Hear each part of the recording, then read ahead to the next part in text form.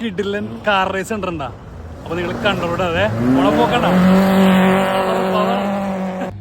സാധനം പോരൂട്ടോ, നിങ്ങൾ കണ്ടോട്ടാ.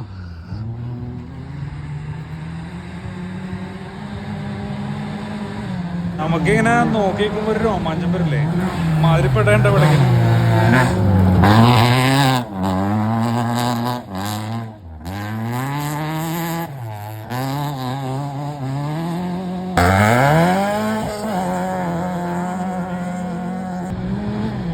എന്താണ് സാധനം വന്നത്? അയ്യോ പൊള്ളി പൊള്ളി.